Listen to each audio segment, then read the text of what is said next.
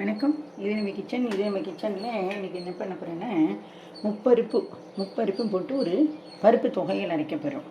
இதுக்கு பருப்பு தான் ஹீரோ. மெயின் இன்க்ரீடியன்ஸ் என்ன அப்படின்னா பருப்பு. 3 பருப்பும் போட்டு அரைக்க போகிறோம். நம்ம என்னை ஒரு சப்ஸ்கிரைபர் கேட்டிருந்தா 3 பருப்பும் சொல்லி போட்டு எனக்கு ஒரு பருப்பு தொகையில் அரைச்சி காட்டுங்கோ அப்படின்னு. அதனால் இன்றைக்கி இதை நான் அரைக்கலான் இருக்கேன்.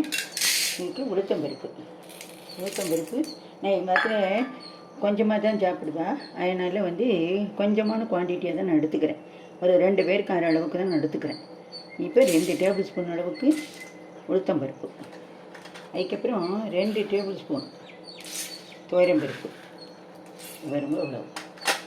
அப்புறம் அதே அளவு மெஷர்மெண்ட்டில் 2 டேபிள் ஸ்பூன் அளவுக்கு கடலைப்பருப்பு போட்டுட்டாச்சா. இதுக்கு ஒரு பெருங்காய கட்டி, ஒரு மிளகாய் வத்தல், இதெல்லாம் எண்ணெயை விட்டு நம்ம என்னென்னா அரைச்சிக்கணும், வறுத்துன்ட்டு. அதுக்கப்புறம் இது கூட இந்த புளி வெந்நீரில் ஊற வச்சுருக்கேன், ஒரு கொட்டைப்பாக்கு அளவுக்கு புளி, அப்புறம் உப்பு, இதெல்லாம் வச்சுட்டு ஒரு சில பேர் கோர்ஸாக அரைப்பா, சில பேர் நைஸாக அரைப்பா. அவள் விருப்பத்துக்கு அரைக்கணும். நல்லா பஞ்சு மாரி நல்லா கெட்டியாக அரைச்சிக்கணும். அன்னம் அரைச்சிட்டு சுடுற சாத்தில் நல்லெண்ணெயை விட்டுண்டோம், நெய்யை விட்டுண்டோம், தொகையில் போட்டுன்னு சாப்பிட்லாம். இதுக்கு காம்பினேஷன் என்ன அப்படின்னா ரசம், ஜீரக ரசம். மிளகு ஜீரக ரசம் வேறு, ஜீரக ரசம் வேறு. நான் இன்றைக்கி ஜீரக ரசம் அரைச்சி விட்டு வைக்க போகிறேன். அதுக்கு மேட்சாக இருக்கட்டுங்கிறதுக்காக இந்த பருப்பு தொகையில் அரைக்கிறேன். நீங்கள் மிளகு குழம்பு வைக்கிற அன்றைக்கும் பருப்பு தொகையில் அரைக்கலாம். ஒன்லி துவரம்பருப்பு தொகையில் அந்தமாரி அரைக்கலாம். காம்பினேஷன் ரெசிபீஸில் அதெல்லாம் வரும். இப்போ இன்றைக்கி நம்ம இதை எண்ணெயை விட்டு நான் வறுத்து ஆறினத்துக்கு முன்னப்புறம் அரைக்க போகிறோம். ஆப்ஷன், இது கூட கருவேப்பிலை இருந்தால் ஒரு 2 கொத்து கருவேப்பிலையும் இது வறுக்கும்போது வறுத்துட்டு நம்ம இதோட சேர்ந்தாப்பில் அரைக்கணும்.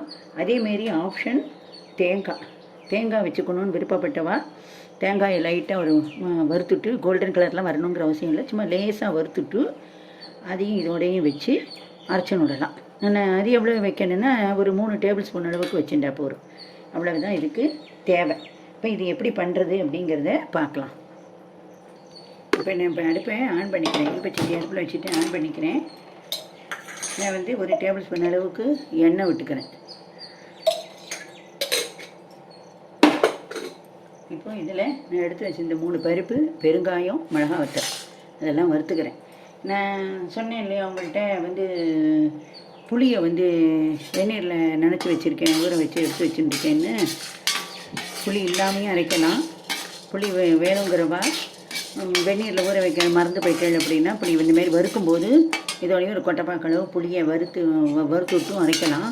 அப்படி இல்லைன்னா அடுப்பில் தணலில் அதை சுட்டு அதுக்கப்புறமா இதோடு போட்டும் அரைக்கலாம். இப்போ இதுக்கு 2 மிளகு போட்டுக்கணும். இது பாருங்க, என்கிட்ட இருக்குது இந்த அளவு தான்.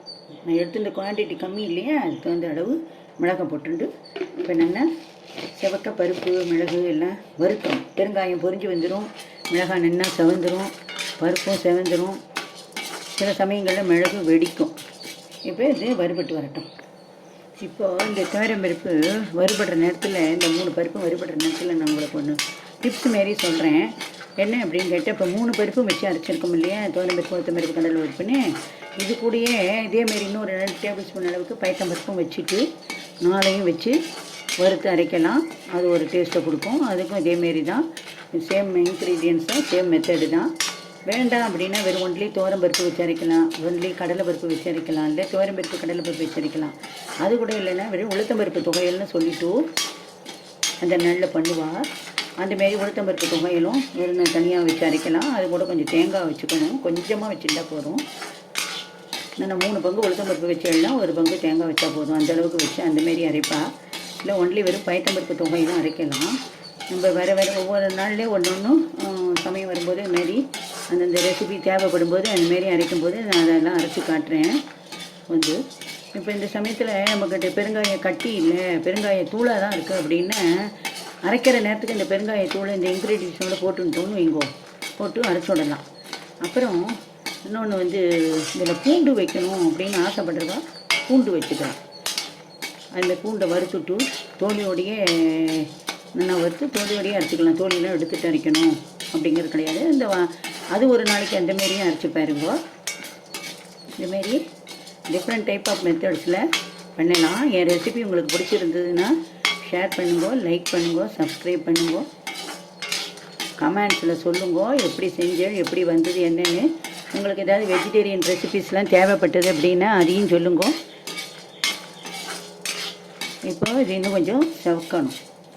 இதுலேயே எனக்கு கொஞ்சம் டைஜஷன் ப்ராப்ளம் இருக்குது, இல்லை எனக்கு இஞ்சி வாசனை பிடிக்கணும், அடுப்பு ஆஃப் பண்ணிடுறேன், நல்லா செவந்துட்டு சூட்லேயே 2 நிமிஷம் வறுத்துட்டு எடுத்துடலாம் அப்படிங்கிறவா இஞ்சியை நல்லா தோலியை சீவிட்டு அலம்பி அதையும் இதோடையே போட்டு ஒரு வறுத்துட்டு அரைக்கலாம்.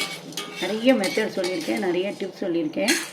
தேவைப்படுறவா அதை ஃபாலோ பண்ணி பாருங்க, எப்படி வந்தது என்னங்கிறதையும் சொல்லுங்க.